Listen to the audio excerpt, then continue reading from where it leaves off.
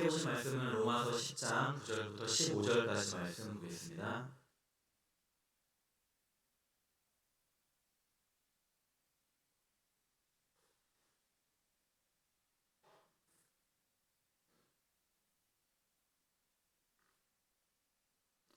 로마서 10장 9절부터 15절까지 우리 교독하겠습니다.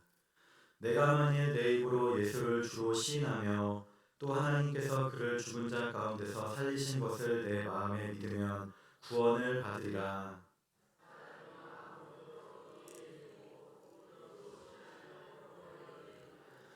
성경에 이르되 누구든지 그를 믿는 자는 부끄러움을 당하지 아니하리라 하니,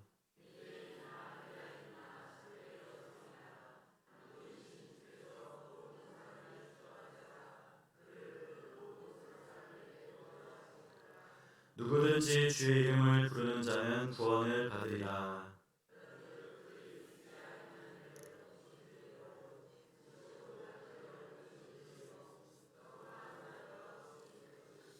함께 읽겠습니다. 보내심을 받지 아니하였으면 어찌 전파하리요. 기록된 바 아름답도다. 좋은 소식을 전하는 자들의 발이여함과 같으리라. 아멘. 네, 오늘은 좋은 소식을 전하는 자라는 제목으로 우리 말씀을 나누기를 원합니다. 극장가에서 영화 파묘가 흥행 독주를 이어가고 있다고 합니다. 우리 이번 주 뉴스를 보니까 월요일에 벌써 개봉 18일 만에 800만 관객을 동원해서 흥행을 하고 있는 것입니다.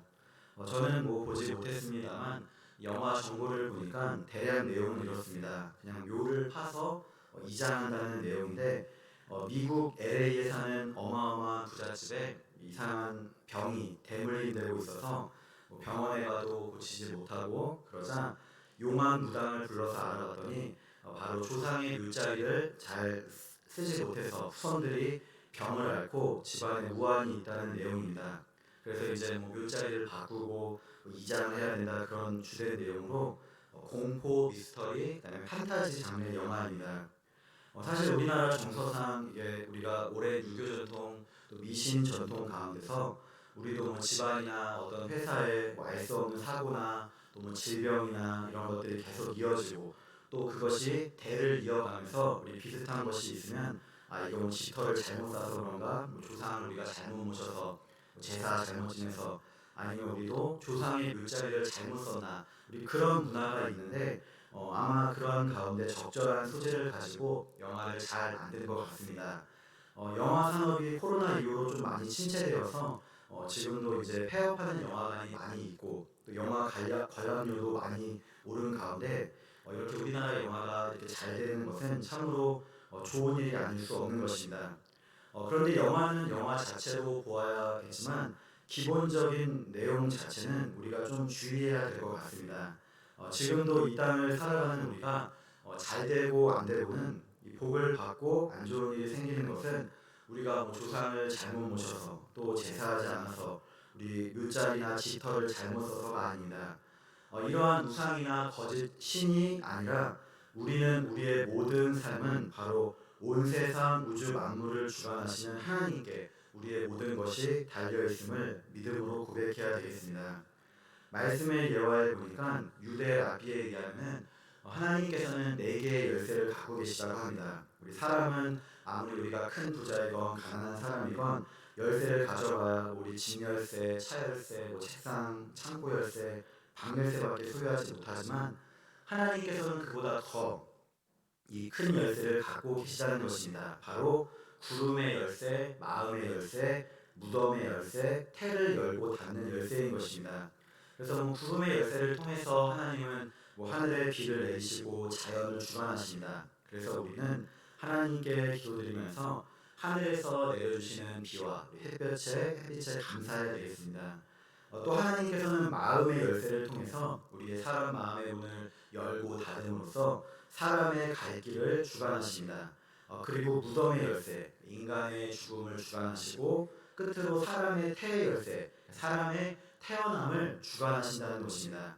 하나님은 인간의 생사하고 우주 자연 만물까지도 주관하신다는 그런 내용입니다. 비유이긴 하지만 우리 역시도 나의 삶에도 우리가 사는 이 모든 땅, 세상의 일에도 하나님의 절대적인 주권, 우리 하나님께서 열쇠를 갖고 계심을 믿고 인정해야 되겠습니다. 지금을 사는 이 시대에 여전히 우리 사람들은 무당도 찾고 굿도 하고 점을 보거나 또 영화 판회에서와 같은 생각을 갖고 살아갑니다. 그래서 지금도 우리 맘카페 같은 곳에 보면은 용한 점집을 물어보고 또 그것을 알려주기도 합니다. 그러다가 너무 무당이 심취하면은 지나치게 이게 돈을 너무 많이 주고도 병도 안 낫고 합격도 안 되고 그래서 돈을 잃고 고소하고 소송하는 일도 있는 것 같습니다. 검색해 보니까 지금과 같은 선거철이 되면은 이런 점집도 흥행한다고 합니다. 그래서 이게 후보자가 내가 당선될 수 있는지, 지금식으로 말하면 공천되는지 안 되는지, 또 예를 들면 이제 대선과 같은 이제 큰 선거에서는 어느 한쪽이 완전히 이기면 한쪽은 다 망하기 때문에 어느 쪽으로 내가 줄을 서야 되는지 구한다는 것입니다. 승진을 앞두거나 진급을 앞두거나 공무원이라면 고위공직자라면 그렇게 점집을 찾는다고 합니다. 젊은 사람들도 또 쇼핑센터에 가면 타로점도 있고 별자리, 사주, 띠, 운세, 관상, 손금을 많이 보기도 합니다. 하지만 우리가 알아야 될 것은 이러한 모든 것은 운에 맡기고 우리가 거짓신에 우리 삶을 의존하는 것을 알아야 되겠습니다. 단순히 나는 그냥 잘 될 거야, 긍정의 생각, 그런 막연한 기대와 행운을 찾거나 아니면 아예 돌이나 나무와 같은 이런 만든 것에 우리가 엎드려서 소원을 빌고 아뢰며 그렇게 우리 삶을 의탁하는 것인데, 이것은 하나님을 떠나 우리 우상을 숭배하는 것, 악한 영을 의지하고 죄 가운데 거하는 것임을 우리가 깨달아야 되겠습니다. 그래서 우리가 점 보고 사주 보는 것, 또 우리의 어떤 운에 우리 삶을 맡기면서 우상을 섬기는 것을 철저하게 우리는 금하고 또 회개하고 돌이켜야 되겠습니다. 누군가가 이런 곳에 우리가 함께 가자고 할지라도 그렇게 해서는 안 되는 것입니다. 그래서 우리가 나는 가지 않는다고 할지라도 우리의 이름을 올려서 넣거나 점을 보는 행위를 철저히 금해야 되겠습니다. 사무엘상 2장 6절 7절에 보니까 여호와는 죽이기도 하시고 살리기도 하시며 스올에 내리기도 하시고 거기서 올리기도 하시는도다. 여호와는 가난하게도 하시고 부하게도 하시며 낮추기도 하시고 높이기도 하시는도다 말씀합니다.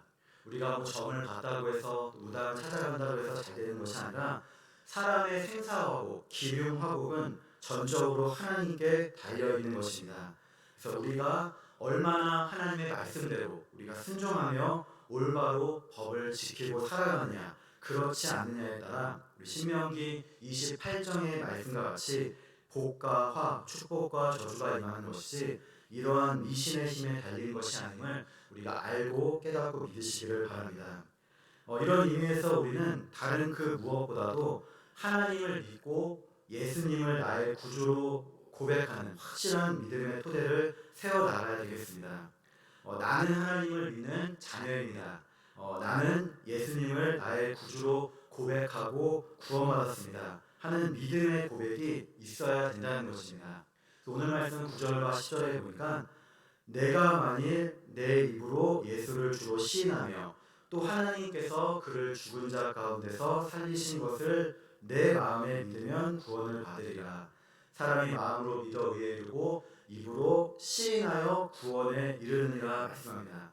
그래서 우리는 예수님을 믿는 것, 예수님이 하나님의 유일한 독생자이십니다. 또 우리 죄를 대신해 십자가에 달려 돌아가셨습니다. 그것을 믿어야 됩니다. 예수님은 장사된 지 사흘 만에 죽은 자 가운데서 다시 살아나셨습니다. 그리고 나 역시도 내가 죽으면 죽음으로 끝이 아니라 바로 죽음 이후에 심판이 있어서 영생의 삶인 천국과 영원한 형벌인 지옥이 있음을 믿어야 되겠습니다. 그래서 사실 전도란 이러한 믿음의 고백에서부터 우리가 출발합니다. 우리가 먼저 사람들한테 가서 교회 나오라, 예수님 믿으라 하지 않아도 우리의 삶에서 나의 이러한 믿음의 고백이 있을 때 믿지 않는 사람들은 그것을 보고 듣고 자연스럽게 알게 되는 것입니다.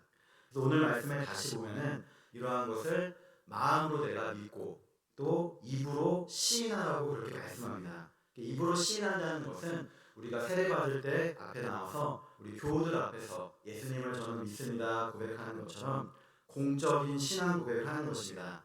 그런데 그때뿐만이 아니라 우리의 삶에 있어서도 저는 교회 다니는 사람입니다. 예수님 믿는 사람입니다. 라는 고백으로 살아가는 것과 같습니다. 마태복음 10장 32절 33절에 보니까 누구든지 사람 앞에서 나를 시인하면, 그러니까 예수님 저는 믿습니다, 예수님 알아요, 그렇게 시인하면 나도 하늘에 계신 내 아버지 앞에서 그를 시인할 것이요, 누구든지 사람 앞에서 나를 부인하면 나도 하늘에 계신 내 아버지 앞에서 그를 부인하리라 말씀합니다. 우리가 살아가다 보면은 때로는 부끄러워서 우리가 교회 다니는 것을 숨길 때가 있습니다. 또 하도 이 기독교에 대한 사회 인식이 안 좋다 보니까 굳이 드러내지 않아도 될 때가 많습니다. 저도 어디를 가다 보면은 굳이 목사라고 제가 밝히고 다니지 않는데 또 목사라고 또 밝히면 안 될 것 같은 또 그런 것도 있고 하여튼 그렇습니다. 그런데 항상 우리는 결정적인 순간에 무언가 누군가 어떤 순간에 누군가 물어보고 우리가 알려줘야 된다고 하면은 필요할 때는 반드시 우리 믿음의 고백이 입술에서 나와야 된다는 것입니다. 그래서 저는 교회를 다니고 하나님을 믿습니다. 예수님을 믿습니다. 죽어서 가는 하나님과 함께하는 영원한 삶인 천국의 삶, 영생의 삶을 믿습니다. 이런 마음의 고백, 입술의 시인이 바로 우리 신앙의 가장 기본적인 토대가 되어야 된다는 것입니다. 그래서 우리가 교회 안에서도 이렇게 다 믿는 사람들끼리 있어서 우리가 잘 모르지만 이러한 고백이 없이 그냥 교회에 와서 있으면은 믿음이 흔들리거나 또 우리가 허물어질 수 있는 것입니다. 우리가 교회를 다니다 보면 우리가 잘 알듯이 살다 보면 힘든 일도 있고 또 우리가 사람 때문에 교회 안이든 밖에든 상처를 받고 어려움이 생길 수 있습니다. 그런데 우리가 어떠한 순간에서라도 이 믿음의 길에서 떠나면 안 되는 것입니다. 그래서 어떠한 일이 있어도 저는 예수님을 믿겠습니다. 그래야지 교회를 잘 다니다가 다 같은 신인들 그러면서 천주교 성당 가거나 또 교회를 다니다가 또 나는 아예 그냥 다른 종교를 믿겠다 하고 가고 우리 그렇게 돼서는 안 된다는 것입니다. 그러기 위해서는 내가 평상시에 교회 다닐 때 저에게는 하나님밖에 없습니다. 저는 예수님밖에 없습니다는 확고한 믿음의 고백이 있어야만 힘든 일, 어려운 일, 내가 믿지 못할 그런 일이 있어도 이겨낼 수 있는 힘이 생기는 것을 믿으시기 바랍니다. 오늘 말씀 11절, 12절에도 보니까 성경에 이르되 누구든지 그를 믿는 자는 부끄러움을 당하지 아니하리라 하니 유대인이나 헬라인이나 차별이 없습니다. 한 분이신 주께서 모든 사람의 주가 되사 그를 부르는 모든 사람에게 부요하시도다 말씀합니다. 그래서 하나님은 어떤 누구도 차별도 없이 우리 지금으로 말하면 지역, 학력, 남녀 차별 그런 것 없이 누구든지 주님의 이름을 부르는 자는 부끄러움을 당하지 않는다고 그렇게 약속합니다. 그리고 주님 안에서 부요하시도다. 그러니까 예수님께서 우리를 부요케 하신다는 것입니다. 물론 물질도 우리가 부요해지지만 주님의 자녀가 된 사람은 주님이 주시는 은혜와 자비가 풍성함을 우리에게 알려주는 것입니다. 오늘 나는 정말로 예수님을 믿고 고백하는지 구주로 믿는지 또 다른 사람들 앞에서도 내가 알려야 되는 것이 있다면 우리 믿음으로 고백하고 또 말씀으로 전할 수 있는지 우리 돌아보시기를 소망합니다. 우리 그럴 때 확실하게 주님의 자녀가 되어서 믿음 가운데 우리 세워져 나갈 줄 믿습니다. 두 번째 오늘 말씀 13절로 15절에 보면은 이 구원을 받는 과정, 이 복음 전파의 과정이 나옵니다. 우리는 우리가 스스로 생각할 때 나는 어느 날 갑자기 하나님 앞에 나왔다고 생각할 수 있습니다. 그런데 사실은 그렇지 않은데 그 과정이 있다는 것입니다. 우리 구원받는 말씀이 전파되는 과정을 우리에게 말씀하여 줍니다. 하나님께서는 모든 사람이 구원을 받고 주님의 자녀가 되기를 원하십니다. 디모데전서 2장 4절에 보니까 하나님은 모든 사람이 구원을 받으며 진리를 아는데 이르기를 원하시느니라 말씀합니다. 우리는 생각할 때 누구는 구원받고 그렇지 않고가 아닙니다. 하도 우리가 전도가 안 되고 또 강팍해 보이는 어떤 가족이나 친구나 이웃을 볼 때 저 사람은 하나님도 어쩔 수 없을 거야, 하나님도 포기했을 거야 생각할지 모릅니다.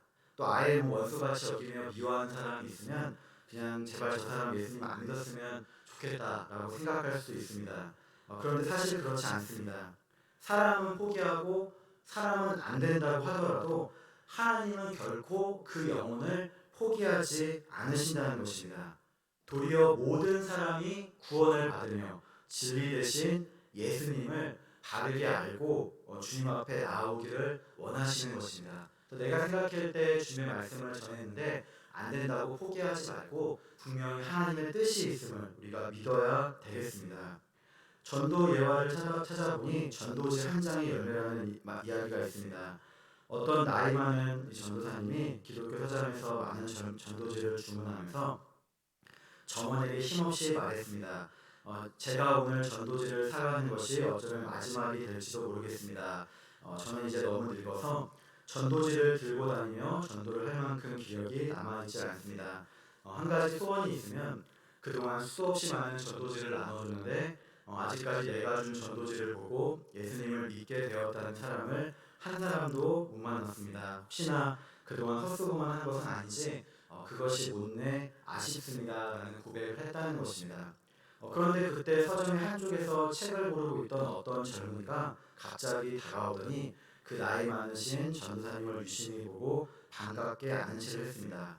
저 혹시 저를 잘 모르시겠지만 저는 전도사님을 잘 압니다. 10년 전 매달 며칠 오후 몇 시 몇 분쯤에 안산역 앞에서 저에게 전도지를 주셨죠. 그 전도지를 저는 읽고 예수님을 영접했습니다. 그리고 제 가족들도 모두 저 때문에 예수님을 믿게 되었고 동생은 선교사가 돼서 인도에 가 있습니다.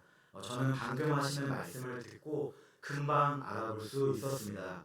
하나님께서 오늘 저를 이곳에 보내신 것은 아마 전사님이 나눠준 전도지 중 적어도 한 장을 어떻게 축복하셨는가를 알려주시려고 하셨는가 봅니다라는 그런 이야기입니다. 우리는 어떠한 순간에서도 이렇게 복음 전하는 것을 포기해서는 안 될 것입니다. 우리가 쉽게 낙심하거나 또 절망해서는 안 되는 것입니다.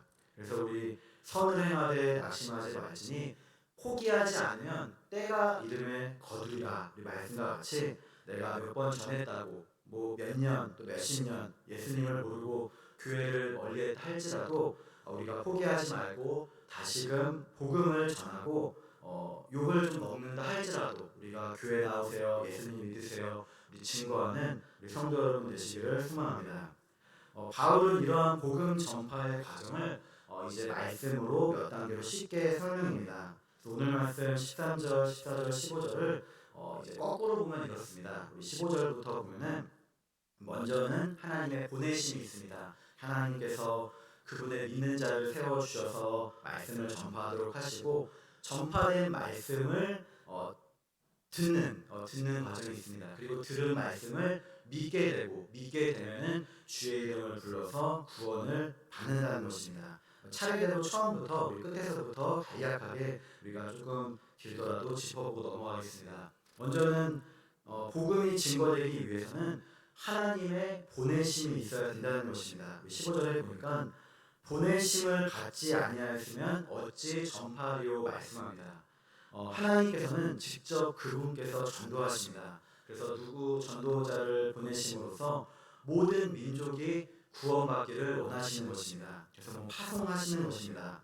그래서 전도는 내가 가서 전하는 것이 아니라 하나님의 일이라고 할 수 있겠습니다. 내가 하는 것이 아니라 우리는 다만 하나님께서 명령하신 대로 순종해서 우리는 같이 스피커가 되어서 증거하는 것입니다. 우리도 말씀을 증거하러 가는데 해외도 가는데 이 모든 것이 내 노력, 내 자발적인 의지로 돼서 이루어진 것이 아닙니다. 하나님이 우리 마음에 감동을 주시고 또 우리를 전도 현장으로 선교지로 보내시는 것입니다. 그래서 예수님을 먼저 믿는 우리는 누구나 다 이렇게 주님의 명령과 뜻에 따라 복음 전도자로 보내심을 입은 자임을 믿으시기 바랍니다. 그래서 우리 마음 가운데 혹시 지금도 내가 전도하고자 하는 마음, 무언가 하나님 말씀을 전하고자 하는 마음이 있으면 이것은 내 뜻, 내 자유로 이루어진 것이 아님을 알아야 되겠습니다. 우리에게 이러한 마음을 주시고 뜨거운 열정, 영혼을 사랑하는 마음을 주신 것을 믿어야 됩니다.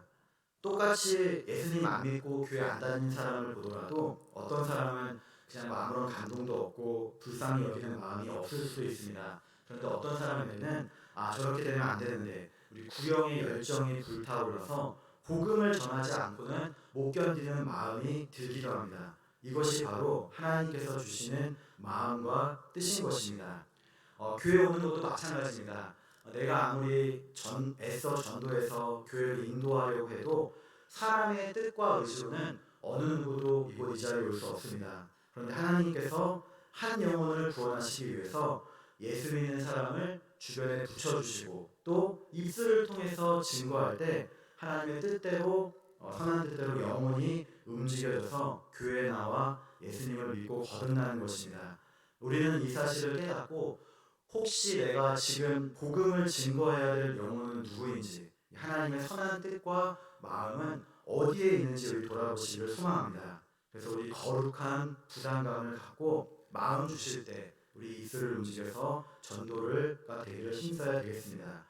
지금도 혹시 내가 지금 가만히 있으면 생각나는 사람, 안전하면 안 될 것 같은 사람, 우리 그런 분들이 있으시다면 우리 하나님 성령님께서 주신 감화 감동임을 믿으시고 우리 기도드리며 우리 말씀을 보며 하나님의 선한 뜻을 깨우치는 성도 여러분 되시기를 소망합니다. 다음 우리가 잘 알듯이 그렇게 하나님으로부터 파송된 이제 사람, 그러니까 우리가 이제 가서 말씀을 전파하는 것입니다. 14절 끝에 보니까 전파하는 자가 없이 어찌 들으리오 말씀합니다.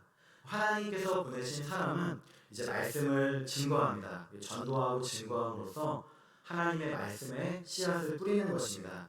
우리도 전도하러 나가면 우리가 가만히 있지 않습니다. 전도지를 나눠주기도 하고 또 여러 가지 말로써 주님의 말씀을 증거하면서 예수님 믿으면 참 좋습니다. 교회 다니세요. 전하는 것입니다.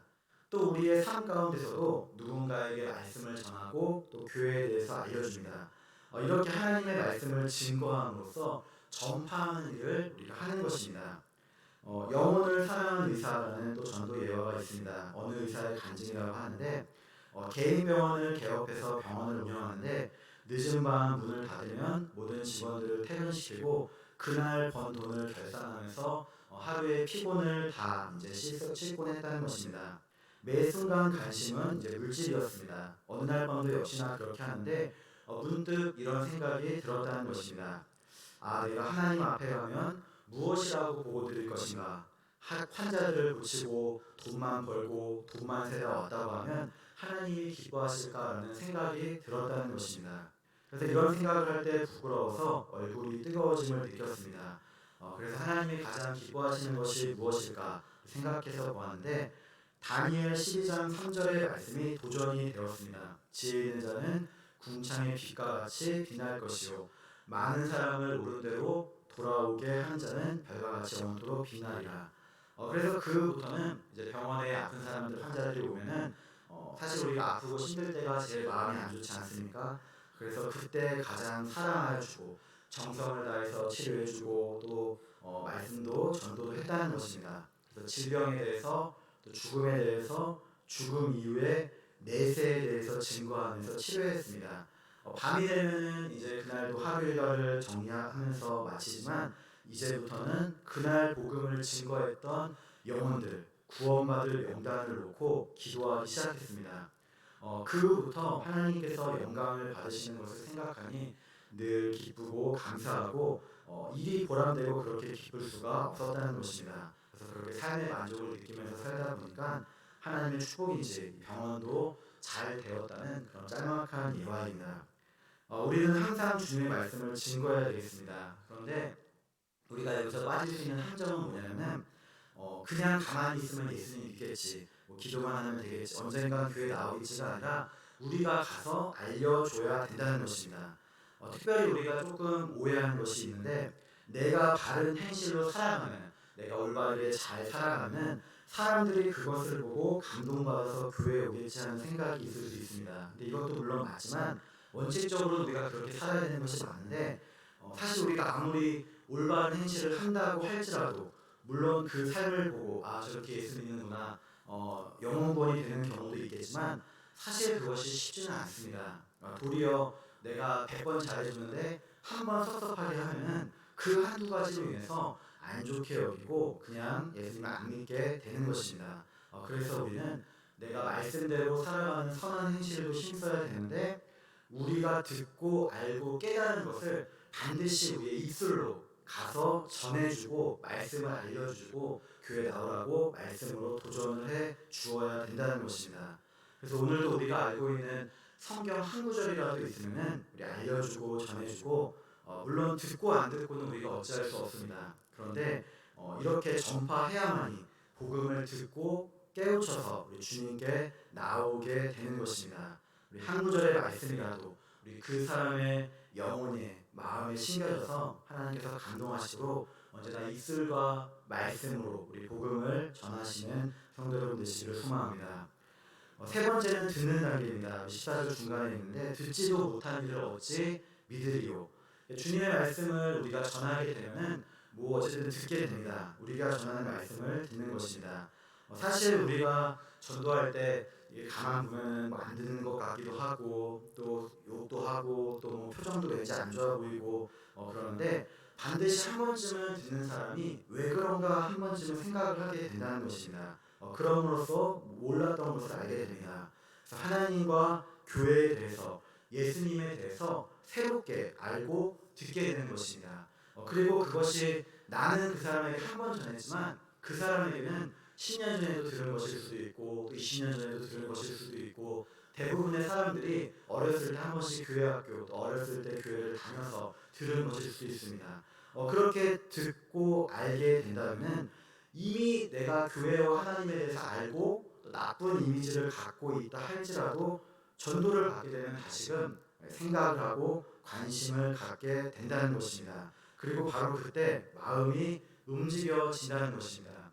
고린도전서 1장 21절에 하나님의 지혜에 있어서는 이 세상이 자기 지혜로 하나님을 알지 못함으로 하나님께서 전도에 미련한 것으로 믿는 자들을 구원하시기를 기뻐하셨도다 말씀합니다. 그래서 우리가 복음을 전할 때 반드시 그 영혼이 듣게 됨을 우리가 아시기 바랍니다. 네 번째 단계는 믿는 단계입니다. 14절에 그런즉 그들이 믿지 아니하는 일을 어찌 부르리요. 말씀을 이렇게 자꾸 듣다 보면은 한 번 듣고 믿음이 생기기도 하고 두 번, 세 번 듣고 또 10년, 20년 듣다가 믿음이 생깁니다. 전도하는 사람의 말씀에 귀를 기울이고 마음에 심기게 되면 나도 하나님을 한번 믿어볼까 그렇게 생각을 한다는 것입니다. 그렇지만 대부분 처음에는 다 거부감을 갖고 관심이 없습니다. 그런데 오래전에 들은 말씀이라 할지라도 하나님의 말씀은 능력이 있고 힘이 있고 또 좌우에 달해서 어떤 것보다도 강하고 예리하기 때문에 반드시 그 말씀이 그 사람의 뇌리와 마음에 심기기 때문에 어느 순간 힘든 순간이 올 때 하나님께서 정해주신 때가 올 때 나도 교회에 한번 가야 되겠다 그런 믿음이 생긴다는 것입니다. 그리고 교회 와서 지금도 우리가 사실 말씀을 듣는 것 아니겠습니까? 이렇게 교회 와서 자꾸 말씀을 듣고 듣다 보면은 어느 순간 확실한 믿음이 내 안에 생기게 돼서 주님께 나아가게 됩니다. 마지막 다섯 번째 단계는 그래서 부름입니다. 오늘 13절 말씀 우리 오늘 다 함께 읽어보겠습니다. 누구든지 주의 이름을 부르는 자는 구원을 받으리라. 이렇게 말씀을 듣고 믿음을 갖게 되면 이제 그때에서야 물론 우리가 처음에 새 가족이 와서 예수님 믿고 세례받고 하는 것도 맞지만은 사실 그렇게 한다 하더라도 진짜 믿음이 되기 위해서는 꽤 오랜 시간이 걸립니다. 그래서 진정으로 예수님을 하나님의 아들이라고 고백하게 되는 것입니다. 그래서 우리 사도신경의 믿음을 내가 고백하고 믿음의 고백, 마음으로 믿고 입으로 시인할 때 그때 바로 우리가 구원받는 주의 자녀, 하늘의 천국 잔치가 열리게 되는 것입니다. 이처럼 복음 전파의 과정을 5가지로 우리 세분할 수 있는데 13절부터 15절을 거꾸로 뒤집어서 보면은 먼저 하나님이 복음 전도자를 보내주시고 파송, 그다음에 그 전도자가 말씀을 전파하고 또 전한 말씀을 듣게 되고 들은 말씀을 믿게 되어서 마침내 주의 이름을 부르게 된다는 것입니다. 그래서 나 역시도 나는 어렸을 때부터 모태에서부터 예수님을 믿었다 그러지만 사실 그 과정이 무척이나 짧을 수도 있고 어떤 분들은 무척이나 10년, 20년 길 수도 있지만 여러 번 반복됨을 통해서 나도 모르게 예수님을 듣고 알고 이렇게 주님의 이름을 불러서 구원을 받게 된다는 것입니다. 그렇다면 이러한 모든 과정 중에서 우리 가장 중요한 것은 무엇일까요? 그것은 바로 하나님께서 보내시는 복음 전도자, 이 파송, 보내심이 중요한 것입니다. 그래서 하나님께서는 그분의 자녀들을 구원하시기 위해 지금도 이 사랑받는 자녀를 택하시고 또 전도할 사람을 찾아서 보내주시는 것이 있으셔야만 구원이 이루어진다는 것입니다. 그래서 지금 우리도 사실 우리 유대인 이스라엘 백성도 아닌데 이방인 우리도 이 먼 한국 땅까지 선교사들이 오고 또 복음 전파자들이 오고 또 우리가 먼저 성경 말씀을 중국을 통해 받아함으로써 우리가 듣고 보고 깨달아 믿게 된 것입니다. 바울은 이런 복음 전파 과정을 거꾸로 이렇게 설명하면서 15절 중간부터 보니까 기록된 바 아름답도다 좋은 소식을 전하는 자들의 발효함과 같으리라 말씀합니다. 우리 이사야 52장 말씀을 인용해서 좋은 소식, 그러니까 복음을 전하는 복음 전도자의 발걸음이야말로 가장 귀하고 아름다운 모습임을 우리에게 말씀해 줍니다. 우리도 그 일에 쓰임받는 자가 되어야 되겠습니다. 오늘 이 시간도 주님께서는 우리를 나를 보내주십니다. 그래서 내가 먼저 믿었기 때문에 내가 증인이 되어야 됩니다. 마가복음 16장 15절에 너희는 온 천하에 다니며 만민에게 복음을 전파하라. 그래서 누가 혹시 주위에서 우리가 예수님 누가 안 믿는지 우리 거부하는지 우리 다 알고 있습니다. 그럴 때 아는 사람이 있다면 우리 먼저 가서 연락하고 만나서 하나님을 전하시기를 바랍니다. 처음부터 잘 되는 것이 아닐 겁니다. 그렇지만 하나님 간절히 기도드리고 영혼이 구원함을 얻도록 그렇게 계속 우리가 관계를 맺으며 전해야 되겠습니다. 또 우리가 아는 사람뿐 아니라 사실 관계전도가 사실 어렵긴 하는데 관계전도보다 좀 더 쉬운 것은 내가 살아가는 동안 스치듯이 만나는 사람들이 있다면 교회 나오기를 원하는 사람들을 찾아내서 데리고 오는 것이 훨씬 빠릅니다. 그래서 마태복음 9장 37절에 이에 제자들에게 이르시되 추수할 것은 많되 일꾼이 적으니 말씀합니다. 처음부터 교회 안 다닌다고 이제 아예 거부하는 사람도 많은데 그런데 이제 어느 순간 때가 되어가지고 이 때가 참에 교회를 나오기를 원하고 또 열매가 무르익어가지고 소망하는 사람들이 있습니다. 그런데 그렇게 믿음이 익어가지고 이제 누군가 교회 가자고 가려고 하는데 인도해주는 사람이 없어서 교회를 나오지를 못하는 사람이 있는 것입니다. 아무도 관심 갖지 않고 찾아가지 않아서 하나님께로 나오지 않는 이들이 있다면 우리가 찾아내가지고 그래서 찾고 찾아서 그대로 두면 안 되고 교회로 인도해야 되겠습니다. 우리 언제나 주님을 증거하고 온 천하에 다니며 만민에게 복음 증거하기를 소망하시길 바랍니다. 우리가 전할 때 듣게 되고 들을 때 믿음이 생기고 믿음이 생기면 주님의 이름을 불러 구원함을 얻습니다. 오늘도 내 입술, 나의 삶의 모든 것을 통해서 주님이 높임받고 나의 조그만 순정을 통해서 저는 못하지만 하나님 도와주세요. 하나님 우리의 입술을 통해서 열매가 맺히게 해주세요. 이렇게 복음을 증거할 때 아름답도다 좋은 소식을 전하는 자들의 발이요. 그런 한과 같은 말씀을 받는 우리 주님의 일에 헌신하는 복된 성도 여러분 되시기를 주님의 이름으로 축복합니다. 기도드리겠습니다. 하나님 감사합니다. 우리도 주님의 보내심을 받아 주님을 증거하는 자가 되었음을 믿습니다. 우리의 작은 헌신과 순종함을 통해서 주님의 놀라운 구원 사역에 동참케 하여 주시고 우리의 전함을 통해 많은 믿지 않는 영혼들이 돌아오게 해 주시옵소서. 감사드리며 예수님의 이름으로 기도드립니다. 아멘. 찬송가 261장 찬양드리겠습니다.